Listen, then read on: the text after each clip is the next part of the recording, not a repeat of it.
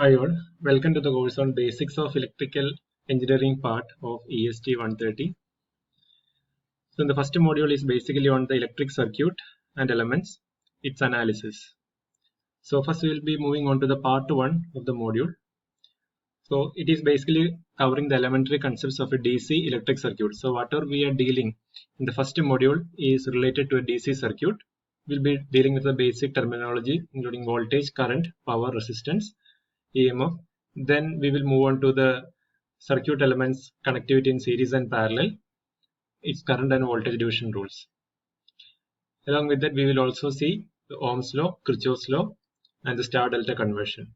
So this is what we are going to discuss in the part 1 of module 1. So first we are going to discuss about the electric circuits and elements. So electric circuit is nothing but an interconnection of simple electrical devices with at least one closed path in which a current may flow. So it is always a closed path. So it will be having a source, it will be having a conducting path, and then it will be having a load. It also has the provision to come back to the supply. So it is a closed path. And these circuit elements can be classified into two. One is the active element and the other classification is the passive element. So we are having active and passive. So active elements are nothing but the sources which gives the power. That is, it can be the voltage sources or it can be the current source. And passive elements are nothing but the resistors, inductors and the capacitors, that is whatever which is in the load side. Now these circuit elements, it can have a broader classification which we will be looking at the next slide. So it is the active and the passive.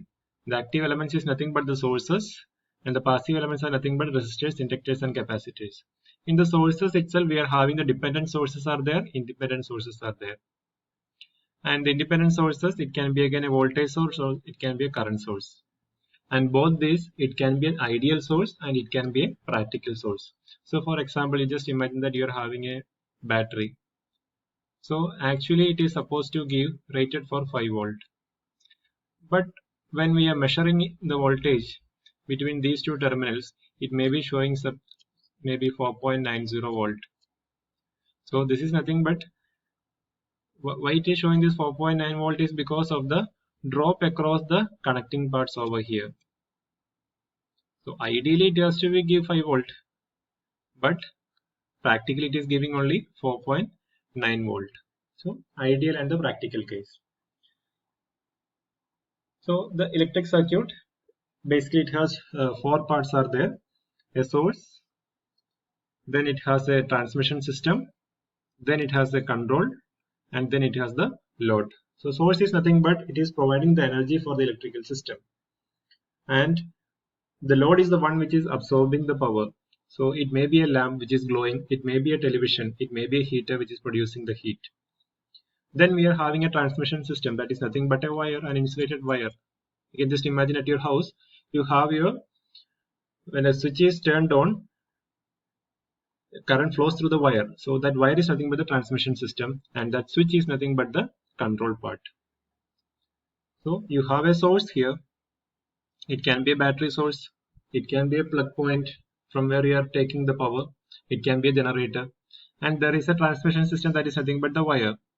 And you will have a switch which is nothing but the control. So when the switch is turned on, the current flows. When the switch is turned off, it breaks the flow of current. And then you are having the load which is nothing but the equipment. It can be a lamp, it can be a heater, it can be a television, it can be an air conditioner, like that it goes. Now we will see the basic definition of the passive elements, the resistance. It is nothing but the property by which it opposes the flow of current in the system. So we can say that the voltage across the resistor is proportional to the current which is flowing through that, and that proportionality constant is nothing but the resistance R. So it is nothing but, so this is how you represent the resistance R. Then you have your supply voltage V, you have your current I. So VR is nothing but the voltage drop across the resistance. It's nothing but VR. So that VR is nothing but the current which is flowing through the resistance multiplied by the resistance. So that is nothing but shown over here, and its unit is ohm. So everywhere, whenever you are representing any values, the unit is always a must. Next is the inductance. Inductance is the property of a system by which opposes the rate of change of current. And the voltage induced in the inductor is proportional to the rate of change of current which is flowing through that. So an inductor will be representing it like this. So this is how we represent the inductor.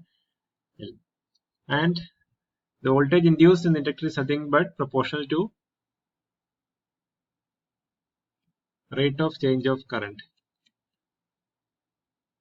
And this we represent it by removing the equality constraint as E into L into d by dt, where L is nothing but the inductance.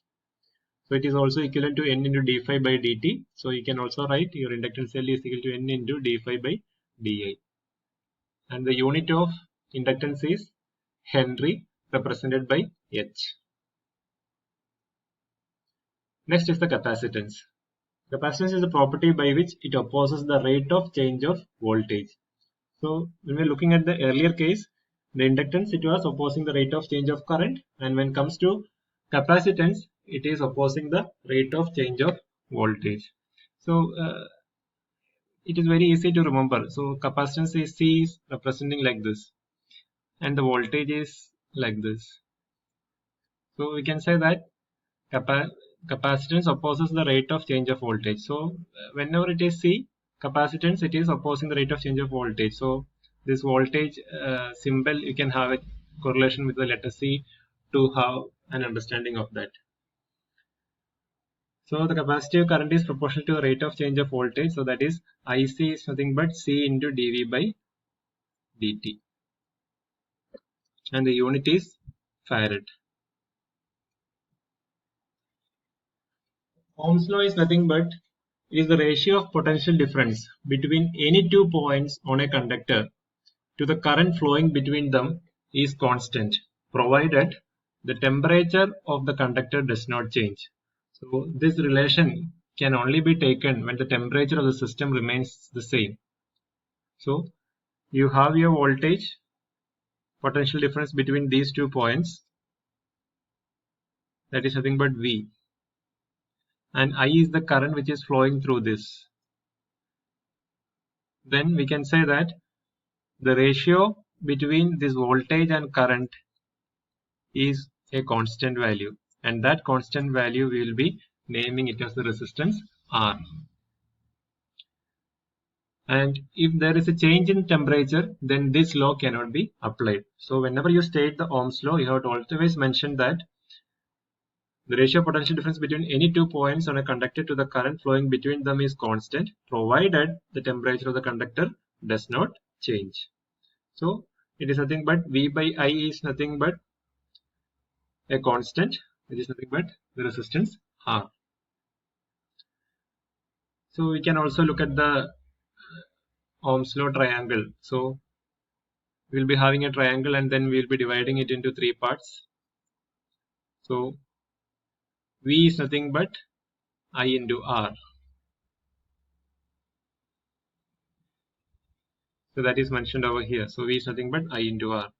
So if I is to be found out, it is V by R. So that is how you are getting this. If you want to find out resistance R, then it is V by I. That is how you are getting this one. So from this triangle, it is very easy to remember that. Next, we are going to discuss on electric power. So it is nothing but the rate at which the work is done in an electric circuit. So capital P is how we represent electric power. It is nothing but work done divided by time. So when we are applying a voltage to a circuit, it causes the current, that is the electrons, to flow through it. And the work must be done to move these electrons. And work done in moving the electrons in unit time is nothing but the electric power.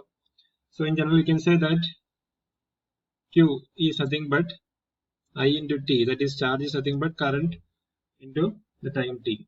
And voltage is nothing but work divided by Q. Or you can say that work is nothing but Q into V. And Q is nothing but IT, so it is VI into T. So therefore, power is nothing but work done divided by time. So I can write it as VI T divided by T. So this T and T will cancel and you will be getting as P is equal to V into I.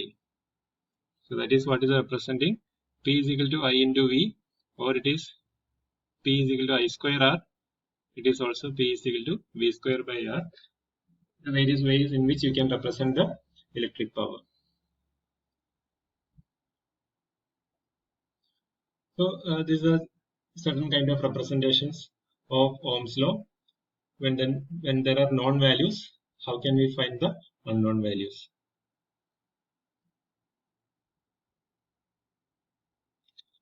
The DC circuits, it can be basically classified into series, parallel and series parallel. First you will be seeing about the resistances in series. So when you're having the resistances in series, you have three resistances R1, R2 and R3, and the voltage drop across R1 is V1, across R2 is V2 and across R3 is V3, and the current which is flowing is denoted by I, and the current will be same through all the resistances R1, R2 and R3 since all are connected in series. So this voltage V, total voltage V is nothing but the summation of voltage across the resistance R1, across R2 and across R3. So I can write it as V is nothing but V1 plus V2 plus V3. And by applying the Ohm's law, we can also say that since I is the current which is flowing through the resistance R1, V1 will be equal to I into R1. Similarly, same current I is flowing through R2. So V2, the voltage drop across R2 is nothing but I into R2. And V3 is nothing but I into R3. So effectively we can write it as, so substituting these values of V1, V2 and V3 in this equation, it is V is nothing but I into R1 plus R2 plus R3. So that is nothing but I into R. Therefore, in a series circuit, R is nothing but sum of the resistances connected in series. That is R1 plus R2 plus R3. Next is the resistances in parallel. We have three resistances R1, R2 and R3 connected in parallel, and the respective currents are I1, I2 and I3. And I is the total current. So therefore I can write I is nothing but I1 plus I2 plus I3. Then applying the Ohm's law, I1 is the current which is flowing through the resistance R1, and therefore I can write I1 equal to V by R1. Similarly, taking the relationship between I2 and R2, it is I2 is V by R2 and I3 is V by R3. So in a parallel circuit, the voltage across the resistances R1, R2 and R3 will be the same. Same voltage will be applied across all the resistances, but the current will be splitting as I1, I2, I3 depending upon the value of the resistance. So in general, I can write, substituting these values of I1, I2 and I3 in this equation, I can write I is equal to V into 1 by R1 plus 1 by R2 plus 1 by R3,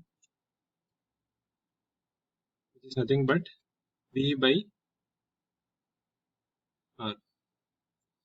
So 1 by R is nothing but 1 by R1 plus 1 by R2 plus 1 by R3. So in a parallel circuit, it will be like this. So if I am having only two resistances, the equivalent resistance is 1 by R is nothing but 1 by R1 plus 1 by R2. Or we can write R is nothing but R1 R2 divided by R1 plus R2 for a two resistance parallel circuit. Thank you.